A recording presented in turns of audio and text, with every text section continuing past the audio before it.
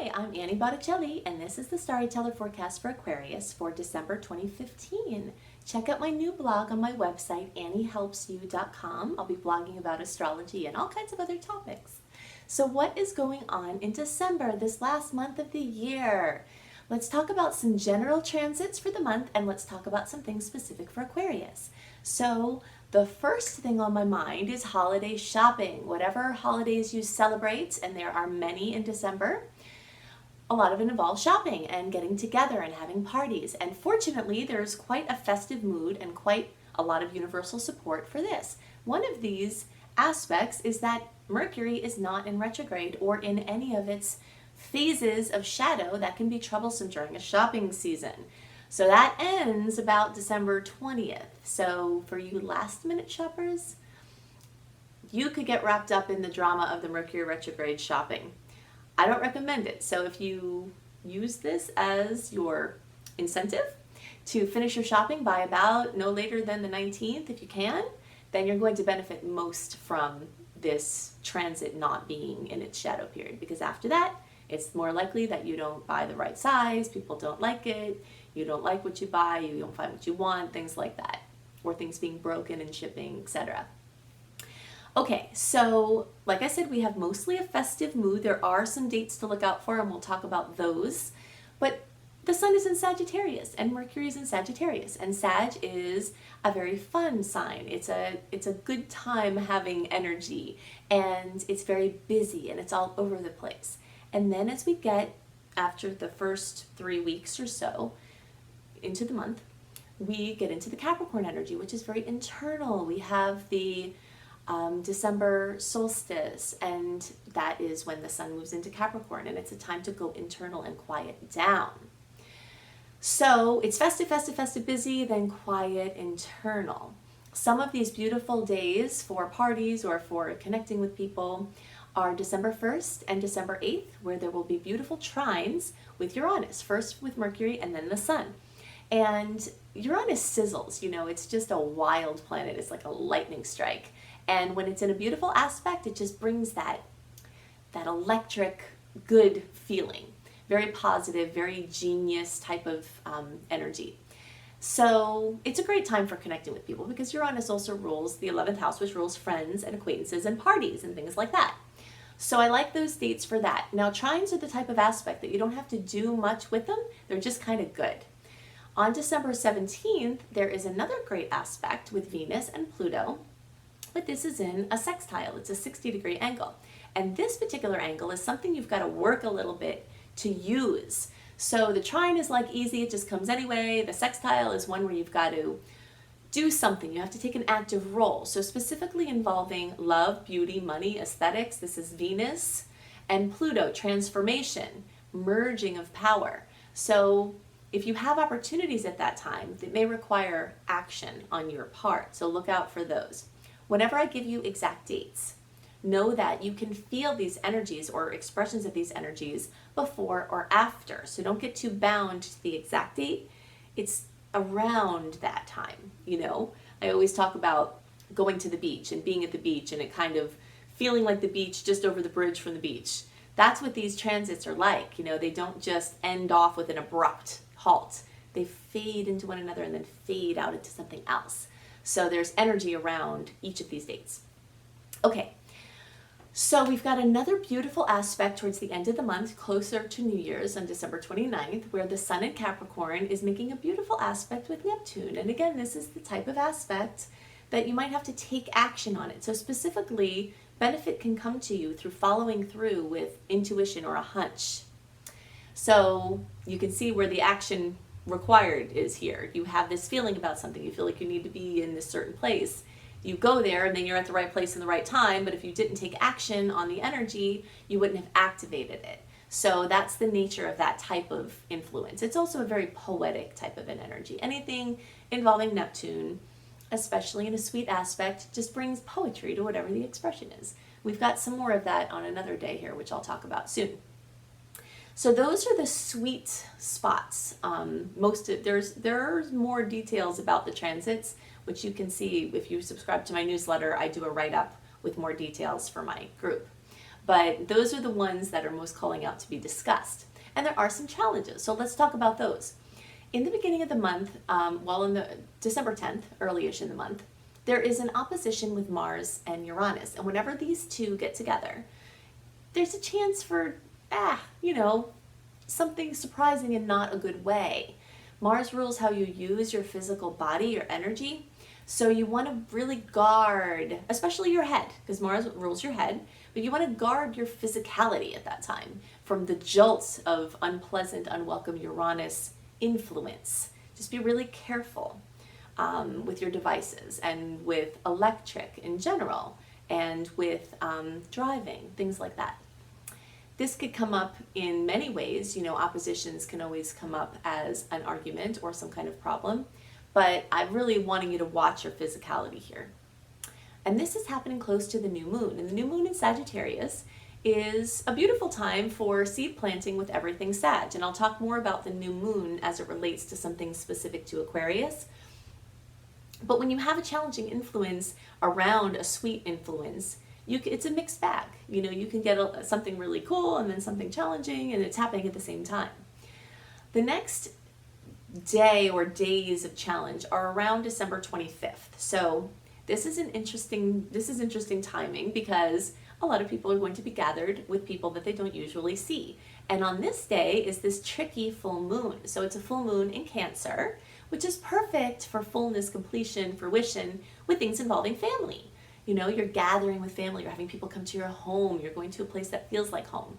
That's the influence of the full moon. Because it's a full moon, we know it can also bring some drama. Well, this particular full moon has a challenging aspect and some sweet aspects all at the same time.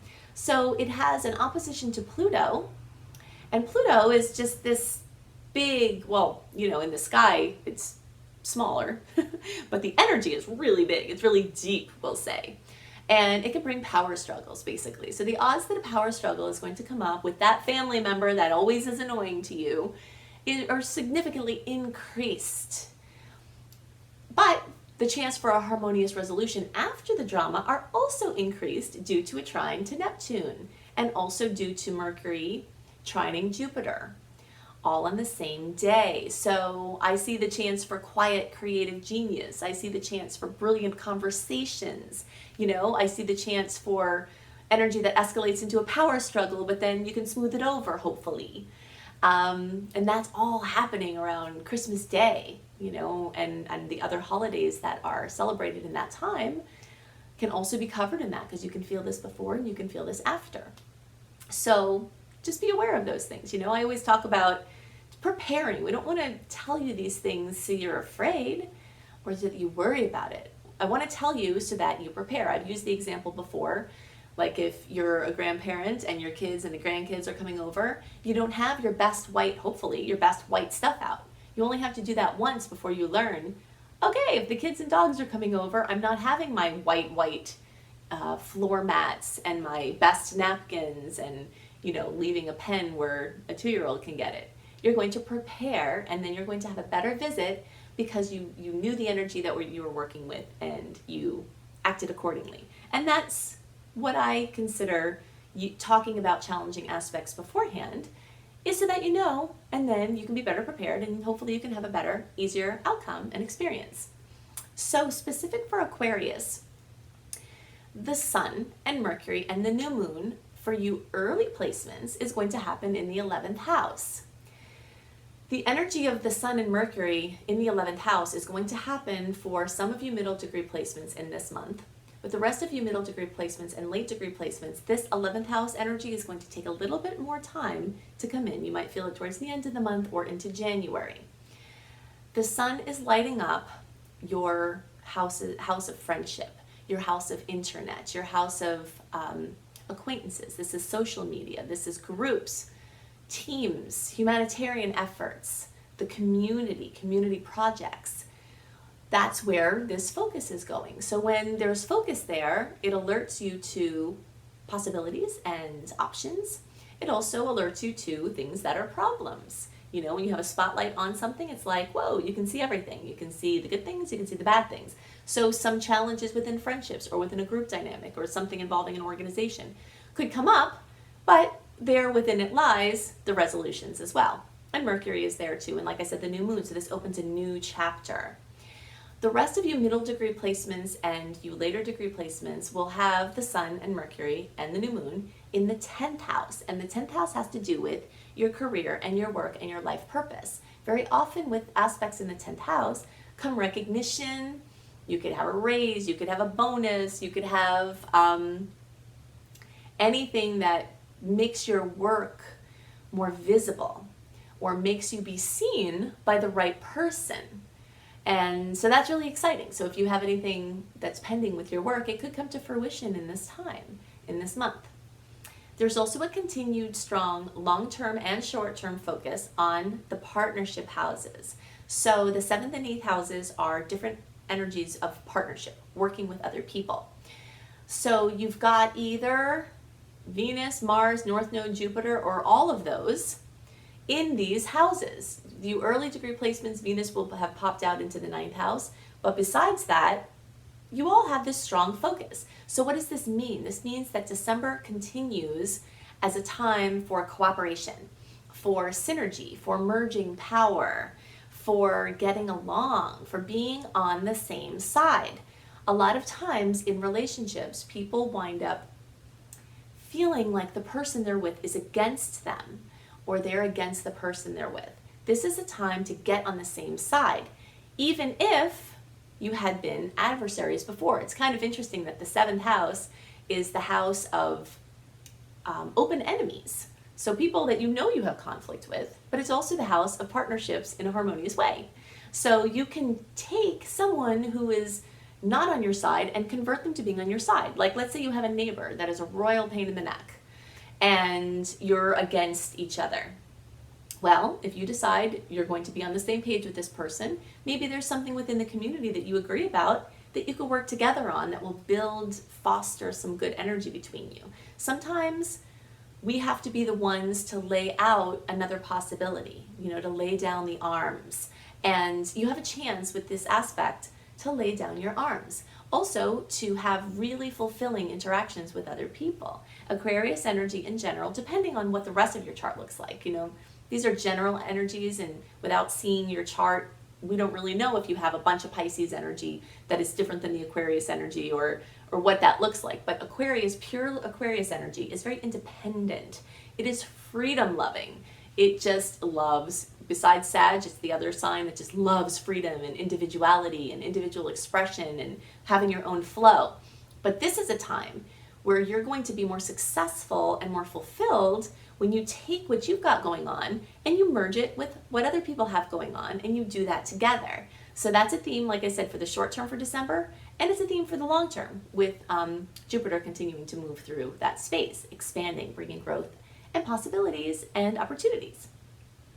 So I hope that you have a wonderful month. I hope you have a wonderful rest of the year. Go to my website, anniehelpsyou.com, and check out my return to blogging. I used to blog back in the day, and I haven't had time to, but now I'm returning back to blogging, so you can see more about my astrology blog. You can see more about the other topics that I will be blogging on, and there will be new stuff there all the time. And I hope you have a wonderful month and year, and I'll see you next month. Okay, bye.